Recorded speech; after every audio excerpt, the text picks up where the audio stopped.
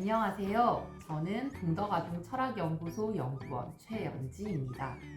동덕아동철학연구소는 지난 10여 년간 유치원과 어린이집 등 다수의 기관에서 어린이들과 그림책으로 철학적 탐구 공동체 활동을 진행해 왔습니다. 많은 선생님들과 부모님들께서는 어린아이들이 철학적 대화를 하는 것이 가능하냐는 질문을 하십니다. 그리고 어떻게 하냐고도 물어보시죠. 그래서 오늘은 저희 연구소에서 진행하는 수업 방식을 소개해 보려고 합니다. 그림책으로 철학하기, 그림책을 매개로 한 철학적 탐구 공동체에 대한 개괄적인 내용은 예전 영상을 참고하시면 좋겠습니다. 그럼 어린이가 하는 그림책으로 철학하기가 어떻게 진행되는지 알아보도록 하겠습니다.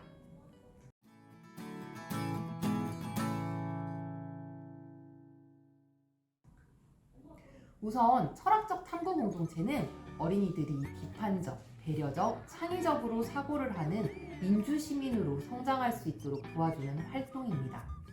이 과정은 대화로 이루어지며 이 대화법은 삼파술이라고도 불리는 소크라테스 대화법입니다. 소크라테스 대화법은 질문과 답, 그 답에 대한 또 다른 질문을 이어가며 대화적 탐구를 하는 방식입니다. 상대방의 질문을 잘 듣고 자신의 생각을 말할 수 있어야 하고 그 생각에 대해 다시 질문을 던져야 하기 때문에 철학적 탐구 공동체 안에서는 구성원들이 서로를 존중하고 다른 사람의 의견을 경청해야만 합니다. 서로의 의견에 담긴 가정과 전제를 확인하는 작업을 이어가다 보면 내가 가지고 있던 기존의 생각이 무엇인지 확인하고 검토하고 평가하며 수정하는 반성적 사고가 가능하게 되는 것이죠. 우리가 자신의 생각을 돌아보는 일은 쉬우면서도 어려운 일입니다. 그래서 혼자 생각하는 것보다 함께 생각하는 일은 서로가 서로에게 자극이 되고 도움이 될 수 있습니다.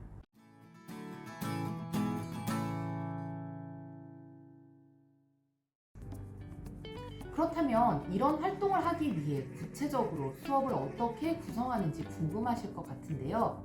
이제부터 소개하도록 하겠습니다. 기본적으로 저희는 그림책을 읽고 그림책에 관한 질문을 하고 그 질문에 대한 우리의 답을 만들기 위해 자신의 생각을 이야기하고 질문하며 꼬리에 꼬리를 물고 생각을 이어갑니다.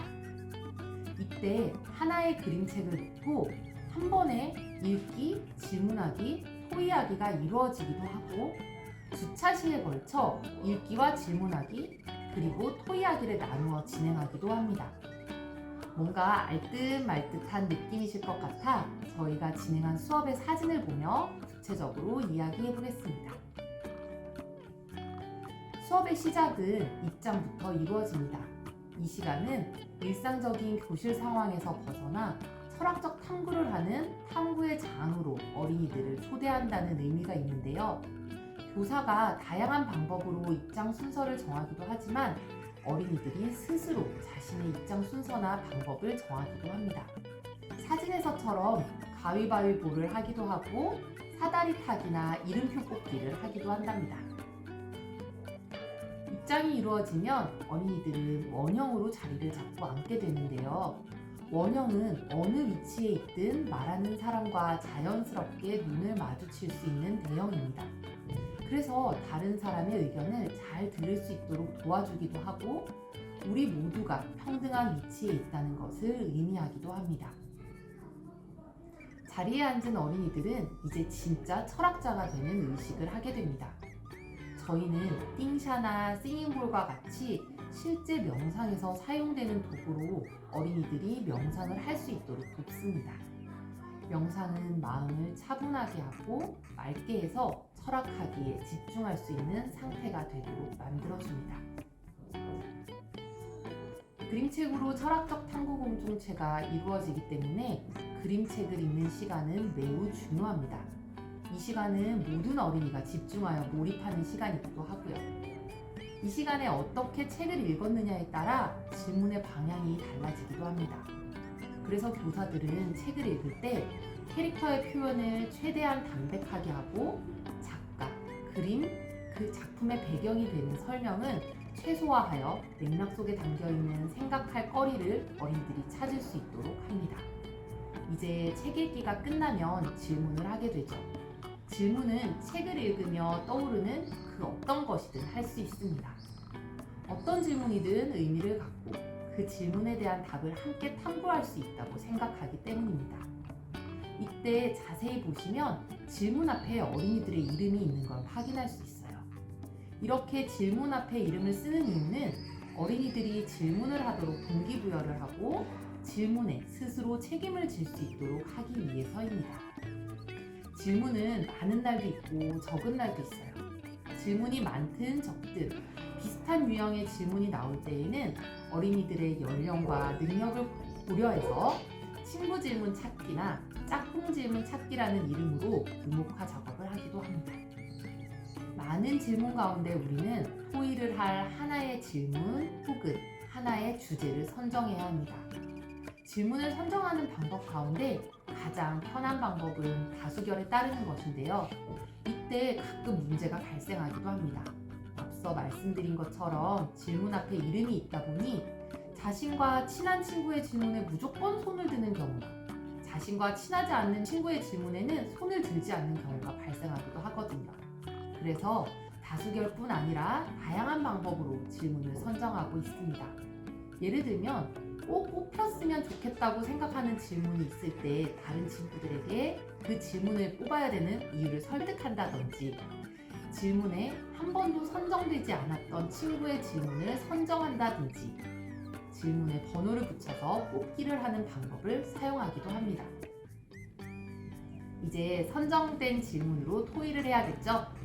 같은 책을 읽어도 다른 질문이 나오듯 같은 질문으로 시작해도 각 반마다 다른 방향의 토의가 가능한 것이 철학적 탐구 공동체의 특징이라고 할 수 있습니다.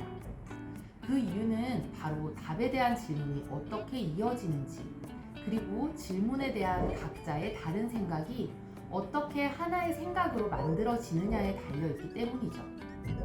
교사가 철학적 탐구 공동체에서 던지는 질문은 일반적인 교실에서 하는 열린 질문과는 다른 형태로 이루어집니다. 이 내용은 다음에 다시 다루도록 하겠습니다. 어린이들은 교사의 질문과 공동체 안에서 나오는 질문을 따라가며 더 깊고 보다 나은 사고를 경험하게 됩니다. 그러나 이 시간이 마냥 즐겁고 신나는 시간만은 아니겠죠. 생각하는 건 어린이나 어른이나 힘든 건 비슷하니까요. 예를 들어 의사소통에 관한 이야기를 했다면 귓속말 게임이나 몸으로 말해요와 같은 게임을 통해서 정확하게 자신의 의사를 표현하는 것이 얼마나 중요한지 그리고 타인의 이야기를 잘 듣고 이해하는 경청이 얼마나 중요한지 생각하도록 합니다. 개성 있는 나만의 생각, 서로 다름을 인정하는 이야기를 나눈 후에는 쉐이프 게임을 하기도 합니다. 같은 형태에서 시작했지만 어린이들의 손을 거치며 다른 모양으로 재탄생한 결과를 보면 교사들도 깜짝 놀라게 돼요. 우리 어린이들이 정말 하나하나 달라서 더욱 소중한 존재라는 생각을 하게 됩니다.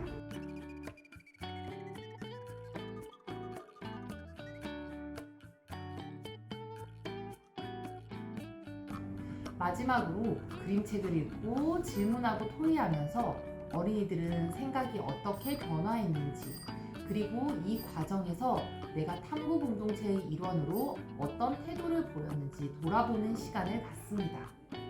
철학적 탐구 공동체가 구성되면 첫 시간에 우리가 철학하기 위해 필요한 태도를 이야기하고 약속을 정하게 되는데 이 내용은 약속 카드 형태로 만들어 매 시간 점검합니다.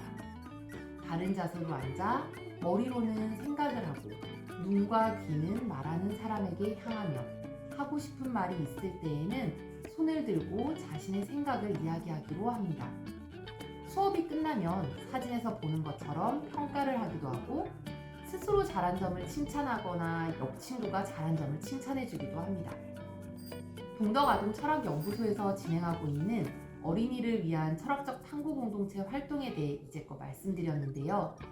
저희의 수업이 어떤 식으로 구성되어 있고 어떤 방법으로 진행된다는 것을 말씀드리는 것만으로는 이 안에서 일어나는 진짜 이야기를 다 들려드렸다고 말할 수 없을 것 같습니다.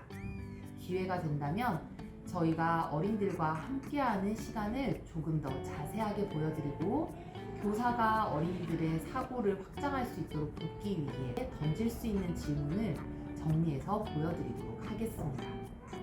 이 영상을 보시고 궁금한 점이 있으시다면 댓글로 남겨주세요. 감사합니다.